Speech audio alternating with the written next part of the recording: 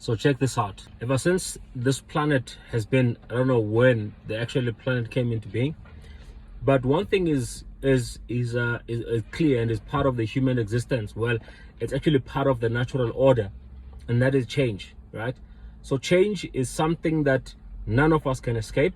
It's something that happens with or without us. We don't have to consent to what it naturally happens around us. But what has been happening over the last maybe 300-400 years is the fact that change used to take quite a long time. So when in the world about 200 years ago, when the 90% of all jobs and employment and work was in the agrarian age, right? It was in the in agriculture.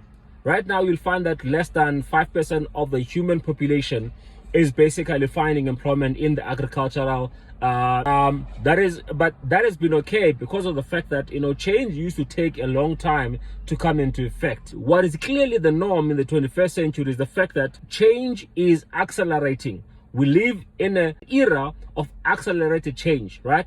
Someone going into university today, starting for a 3 or 4 year degree, will find that by the time they get out of that university and they graduate, the very same thing that they learned is now obsolete because change is so accelerated in the 21st century. Now, what does this mean? This means that, in the 21st century, the people who are illiterate, it's not people who cannot read or write, but it's people who cannot unlearn and relearn on a continuous basis because everything is changing in an accelerated. So what is important is that we all need to find a way for us to make a living and an income, making use of the changes around us, right?